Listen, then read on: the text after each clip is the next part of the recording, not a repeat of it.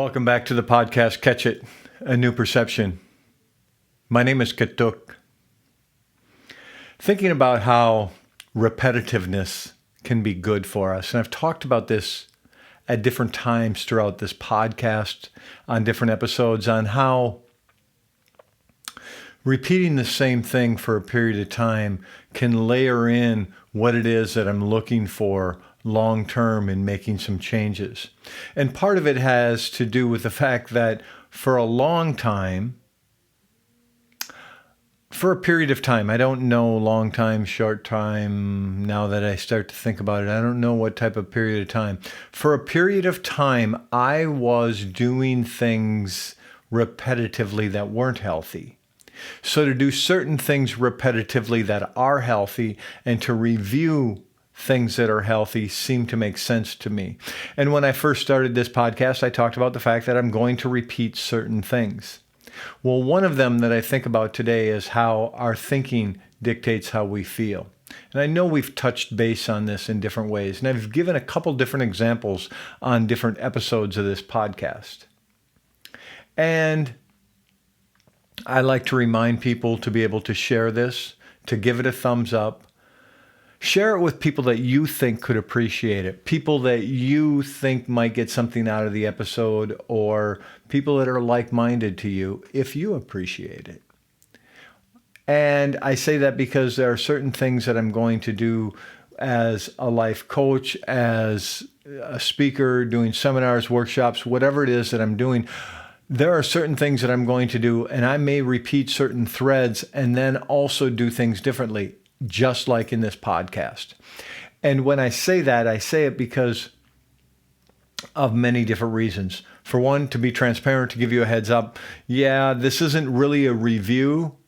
It is reminding us of the things that are important, like our thinking dictates how we feel. And like I said, a different example in this episode. I've used examples in the very first episode that I put out, season 1, episode 1. I used an example that seemed to be a bit graphic for some people. They didn't really appreciate the example I used, although I think it was very effective. And in that aspect, I think certain people did appreciate it. I get that I'm not always going to touch everyone. And some people will appreciate certain episodes and other things they won't appreciate. And I don't do things to offend people anymore. There may have been a time in my life where I didn't care if you got offended. I don't necessarily do things to offend people. And I want you to recognize the fact that I may be saying it in a way that makes sense today. I may say the same thing tomorrow in the next episode, whatever it may be, and it rubs you the wrong way. And like in the first episode, when I used an example of how I helped my daughter change the way that she was thinking, at least that was my attempt. I don't know how well that worked. And I say that because I don't know the residual effect. Even though that was decades ago, she was young, she's an adult. She has a child, probably the age that she was at the time, or close to it. I believe he's going to turn 8 in the next couple of days. And anyway, she was a little bit older than that, probably. My point is, I'll give you an example of a situation that probably everyone that is listening to this podcast is maybe engaged in themselves, or they know people who have engaged in it. And I would venture to say that everyone that listens to this podcast will have known someone who has gotten married. Maybe multiple people. Chances are we all know a lot of people who have engaged in a marriage. And so I use that as an example today. If the situation made us feel a certain way, everyone that's ever been married would feel the exact same way about their spouse, about the marriage, about life. It's not the marriage that makes them feel or think a certain way. not the situation. It is how they think about the situation, how you think about the situation. Marriage, what does it mean to you? Is it that you have a life partner? Is it that you married your soulmate? Is it that you love a person in such a way you can't live without them? Is it, as one of my mentors talked about with his first marriage, more of a business contract? It was an open marriage, and so it was different than the way other people see it. I know that one of my mentors many decades ago believed that the only reason for marriage was for procreation. So people have a different idea behind what marriage is. Their thinking is different from one individual to another. I get it. Certain groups of people may believe that they want to marry their soulmate, and other people may believe they want to marry their best friend, and other people believe that it's an open marriage and this is just what it is, or a love that they can't live without. Many different examples I've given here. My point is, I believe that you will think different about each one of those situations. If you believe that marriage is about procreation, for example, then your thinking is different than someone that married someone for love or married someone to be in an open relationship. And therefore you will feel different because you think different about them. I believe this. Not saying that everyone that married someone for love, because they married the love of their life, someone they couldn't live without, their soulmate, use whatever terminology you want. Someone married someone for love, not that they all feel the exact same way about marriage. Because they may think a little different, even though they married them for the same reason. And this is exactly my point to all of this, is that your thinking dictates how you feel. So how you feel in the marriage, and I get it, not everyone is married, and we all know people who have been married. I'm going to use the term all here, and I like to stay away from that.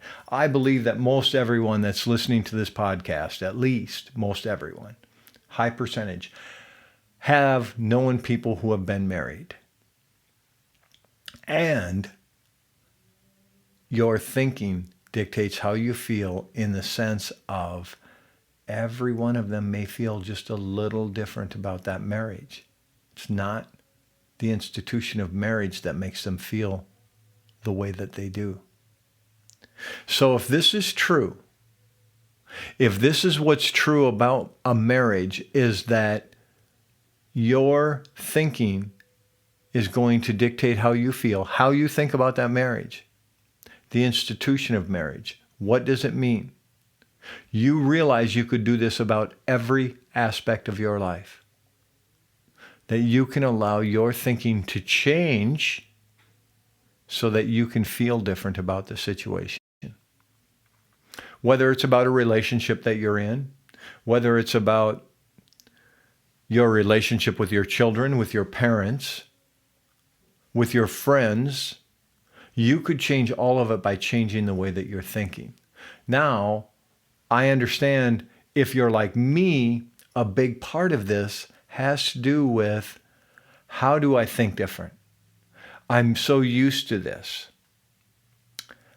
I don't know how to think different about it, so I always feel the same way. Well, what I found is that when I take a different action, and I've heard people say things in different terms. One of them is different playmates, different playgrounds. So in other words, we do something different. Someone that maybe is trying to quit drinking may not go to the bar if they don't want to think the same way. They take a different action. They go somewhere else, maybe to a 12-step meeting, maybe to church, maybe to a civic group, maybe to out with friends that has nothing to do with drinking. Go out hiking, do something different than what you did, and your thinking will change. You go for a bicycle ride instead of going to the bar. I'm not talking about a bicycle ride to the bar because you don't have a driver's license, although I'm sure some of you did that. I'm talking about taking a different action. Get on a bicycle for exercise, for adventure. Go for a walk. Go get into a park. Go do something different than what you've done. And you, I believe, will come home and be thinking different. When you are engaging with the same type of people all of the time who might use derogatory terms, or they might talk down about someone else, or they might be talking down to you, you're going to end up with the same type of thinking when you stay around those people. When you change who it is you're around, I believe that you can take a different action, so you will think different and ultimately feel different. And for me, one of the feelings that was most difficult to deal with was the feeling of loneliness. Throughout my life, I have been in a group of people or around people and felt lonely. And I have been all by myself and I have felt lonely. And then I got to a point where I began to see things different. And I began to think different. So I didn't feel lonely whether I was by myself or not. Whether I was with other people or not, I didn't feel as lonely. So for me, I believe that this has continued to work in my life. I believe it's worked for now decades of getting to know my higher self. And one of the ways that trajectory continues to rise as I get to know my higher self is realizing that when I take a different action today, I will think different and I will feel different. I had a problem with my perception. I had a problem with my perception of me, and I had a problem with my perception of you, and I had a problem with my perception of your perception of me. Well, why'd you say that? You talking about me? Why'd you look at me like that? Are you guys talking about me? And I just was really caught up in all of this idea of what other people thought of me. And what I realize is that when I take a different action and I begin to think different and I feel different, my perception of you changes. My perception of me changes. And my perception of the world changes. I love certain music. I think about sometimes talking about different songs on this podcast, and just take a line out of a song and talk about it. And you might not even know it's a song. If you can't change the world, change yourself. If you can't change yourself, change the world. Wow. Well, I can't change the world, so I think I'll change myself. And the beauty of some of this is realizing that if I am the problem, I can change me. If I think you're the problem, or I think it's out there somewhere in the world, I can't necessarily change that. I might be able to do my part. I might be able to reach out to someone and share something. I ultimately cannot change you. I can change me. That is what I need to work on. I need to work on changing myself so that I feel better about who I am. So I think differently about who I am.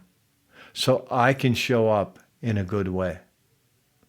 And what does that mean? Probably something different than it did when I started this journey to get to know my higher self.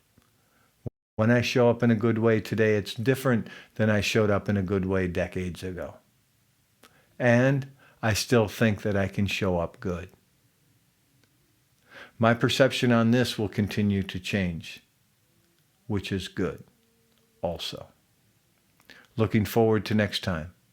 Live in harmony with and use the bounty of the land to bring kindness to the world. Dok Shao, okay?